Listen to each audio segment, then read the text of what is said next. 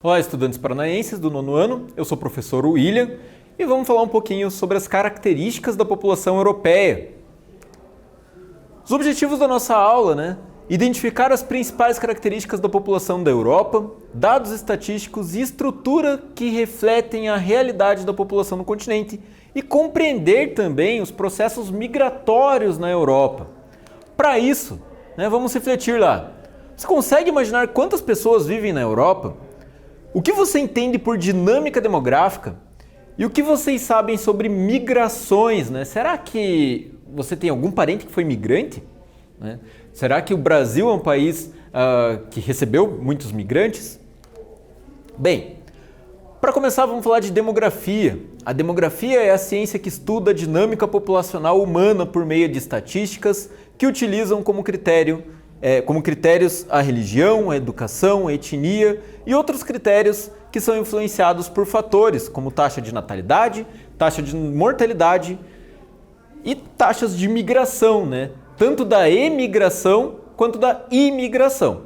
E o que são as diferenças da emigração e imigração? Basicamente, emigrante é quem está saindo de um país e imigrante é quem está chegando.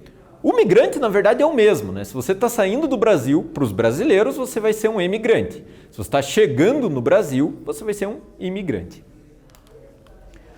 O IDH é um dos indicadores mais importantes e usados para estudar a população de um determinado lugar. É através do IDH que a gente consegue aprender um pouco mais sobre as características demográficas, ou Índice de Desenvolvimento Humano.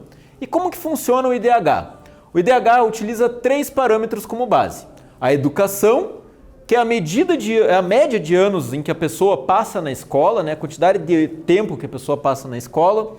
A saúde, principalmente falando de mortalidade infantil e expectativa de vida. E também a renda nacional bruta, importante, renda bruta, que seria a renda bruta per capita, considerando a paridade com o dólar. Quantos dólares cada pessoa de um país, de um determinado lugar, teoricamente recebe ao longo de um ano, em cima de uma média. Obviamente, esse número ele acaba escondendo um pouco algumas realidades. O IDH varia numa escala de 0 a 1. Quanto mais próximo de 1, melhor é. Quanto mais próximo de 0, pior é a situação do país. Então tem países que tem lá um IDH 0,6, 0,5 e alguma coisa. E tem países, como países europeus, que tem IDH muito bom, acima de 0,8, 0,9. De modo geral, os países europeus apresentam o IDH bastante elevado. Aqui tem uma lista dos países europeus, dos 47 países que fazem esse levantamento de dados. Ainda faltam alguns países, vale lembrar que a Europa tem mais de 50. E mesmo os países com menor IDH da Europa apresentam um IDH muito alto. Que países são esses? A Albânia, Bósnia e Herzegovina, a Ucrânia, a Armênia, a Macedônia, a Azerbaijão e Moldávia. E ainda assim o IDH deles é muito alto, próximo de outros países do mundo. Bem, esses países que eu acabei de falar têm um IDH comparável ao do nosso estado, que é considerado um IDH bom. Tem uma característica que é importante falar. Por que esses países, mesmo sendo europeus, têm um IDH menor do que de outros países europeus? Basicamente isso acontece porque os países do leste europeu se inseriram no modelo capitalista há muito pouco tempo, principalmente a partir dos anos 90, com o fim da União Soviética e da Iugoslávia, que eram países que adotavam outras medidas econômicas, como por exemplo o socialismo. Quando a gente fala de Iugoslávia, a situação foi um pouco mais grave, porque a fragmentação da Iugoslávia foi bem complicada, envolvendo várias guerras, como por exemplo a Guerra de Kosovo. A demografia na Europa.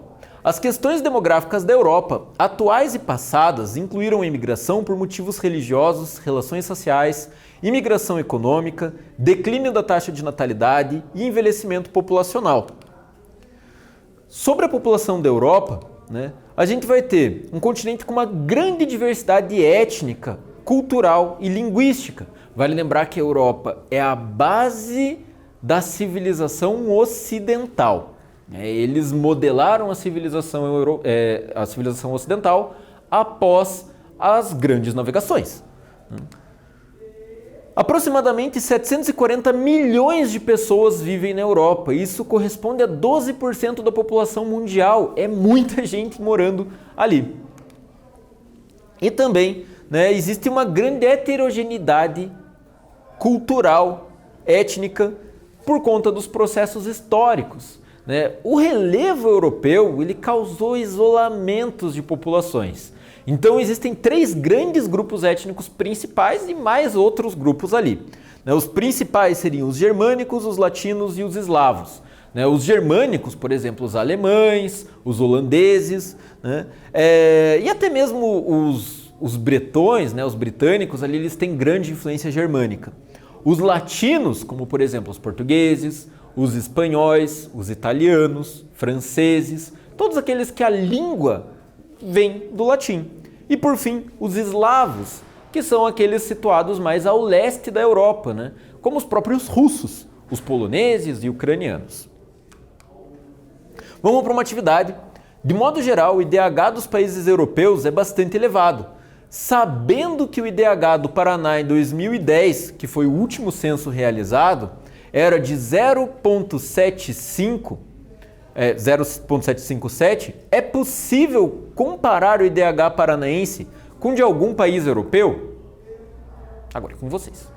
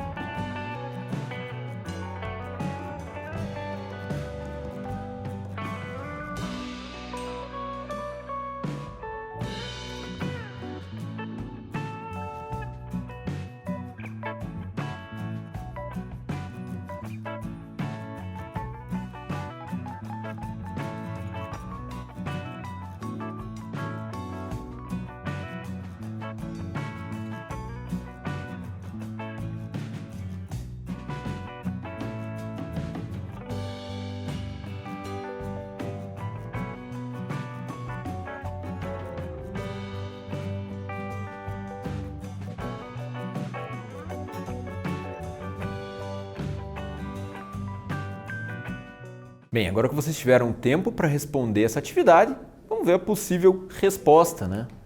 Sim, com IDH de 0,75, o estado do Paraná apresenta um índice de desenvolvimento considerado alto, podendo ser comparado ao de alguns países europeus, como a Armênia ou a Moldávia, né? Aqueles países que eu havia falado antes, da porção leste da Europa. Beleza? Sobre a distribuição da população europeia. A população europeia encontra-se mal distribuída em seu território. Isso acontece muito por conta do relevo muito fragmentado, né? Existem cadeias montanhosas, grandes planícies, existem os fiordes mais ao norte da Europa, né? As áreas mais povoadas ou de maiores densidades demográficas estão localizadas junto aos mais importantes cursos fluviais existentes, como o rio Reno, que atravessa a Alemanha e a Holanda, o rio Pó no norte da Itália. As áreas menos povoadas ou de menor densidade demográfica estão localizadas na zona glacial desse continente. Se a gente pegar Noruega, Finlândia, por exemplo, são países que a média anual de temperatura é negativa. Então, no norte desses países é praticamente impossível viver. Nesse mapa aqui, eu quero que vocês percebam, né, que tudo que está pintado de amarelo tem menos de 10 habitantes por quilômetro quadrado. É muito pouca gente. Enquanto que está pintado de vermelho, tem mais de 500 habitantes por quilômetro quadrado. Agora vamos pensar, se 700 milhões de pessoas vivem hoje na Europa e boa parte do território europeu tem menos de 10 habitantes por quilômetro quadrado, as áreas urbanas acabam abrigando muita gente, né? E tem mais um detalhe, a Europa como um todo, tirando a parte da Rússia, ela chega a ser menor do que o Brasil, né? O Brasil acaba sendo maior do que a Europa se a gente tirar a Rússia. Bem, sobre os aglomerados urbanos, né, as maiores cidades europeias seriam Moscou, Istambul, Londres e Paris. Em 2010, o número de habitantes na Europa que viviam em áreas urbanas era de 555 milhões de pessoas. Quando a gente fala dessa quantidade, né, a maior parte absoluta da população europeia vive hoje nas cidades. Mas ainda assim é importante lembrar que muitas cidades europeias não estão entre as maiores do mundo. Isso foi feito graças à descentralização das cidades. Você começa a formar vários polos ao invés de concentrar tudo em um grande único polo urbano. O envelhecimento demográfico, mesmo sendo um continente muito populoso, que abriga aproximadamente 12% da população mundial, a Europa apresenta os menores índices de crescimento populacional do mundo. Tal fato ocorre por conta do baixo crescimento vegetativo e isso acaba resultando no envelhecimento da população. Sobre o envelhecimento demográfico, a gente tem uma redução da PEA. O que é a PEA? População economicamente ativa, né? O envelhecimento da população na Europa se explica pelo processo chamado transição demográfica. A transição demográfica é quando nós pegamos a pirâmide etária e percebemos que a base dela está mais estreita do que o resto do corpo. A demanda por mão de obra acaba atraindo ondas de imigrantes, então, para a Europa. Vamos para mais uma atividade. A população europeia é mal distribuída. Analise os mapas abaixo e descreva os possíveis motivos pelos quais existem vazios demográficos no continente. E agora é com vocês.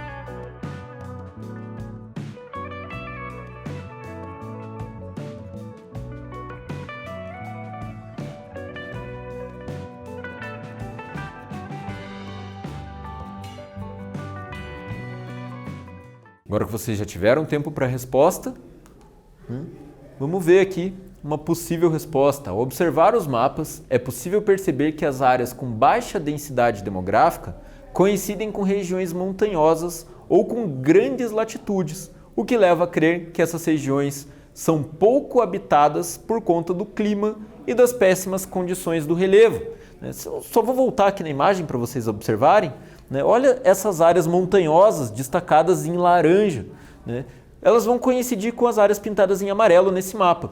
E se a gente olhar o norte da Europa, além de ter um relevo mais acidentado, mais cheio de montanhas, é muito frio. Sobre a xenofobia e o racismo no continente europeu. Com a redução do crescimento vegetativo, a Europa tem cada vez menos mão de obra disponível e, apesar disso, muitos governos europeus tentam diminuir a entrada de imigrantes em seus países. Vale lembrar que em 2008, por conta da crise econômica mundial, começa a diminuir a oferta de emprego.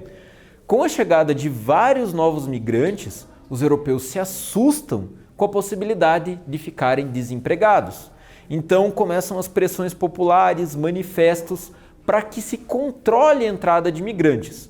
E até aí, tudo bem, mas muitas coisas complicadas acabaram acontecendo, como por exemplo, crimes de xenofobia e racismo. A xenofobia na Europa recente, elas foram relatadas por diversas vezes, muitas vezes motivadas pela falta de emprego ou de possíveis atentados terroristas. Em 2013 e 2014 aconteceram alguns atentados terroristas no continente europeu e eles começaram a justificar o medo ao imigrante. Mas a gente sabe, através de informações que foram divulgadas em diversas reportagens, que os atentados terroristas foram ocasionados por cidadãos europeus e não por imigrantes. Mas ainda assim eles começam com essas justificativas. Aqui eu quero que vocês observem o absurdo desse quadro, que fala que Portugal não aceita novos imigrantes, Eles não querem fronteiras abertas, eles não querem subsídio de dependência, não querem multiculturalismo, eles querem um Portugal para eles. É tão grave que isso foi colocado em um cartaz, em um outdoor. É um pouco complicado pensar em como isso pode ser permitido, A intolerância com os grupos estrangeiros é motivada pelas diferenças culturais e sociais, com inúmeros casos de intolerância social, racial e religiosa. Mas afinal, o que é a xenofobia? Segundo o Google, a desconfiança, o temor ou antipatia por pessoas estranhas ao meio daquele que as ajuiza ou pelo que é incomum e vem de fora do seu país. Nessa aula, nós falamos um pouco sobre as principais características demográficas do continente europeu, bem como as recentes ondas de imigração e, infelizmente, a xenofobia que vem acontecendo. Eu espero que vocês tenham gostado e até mais!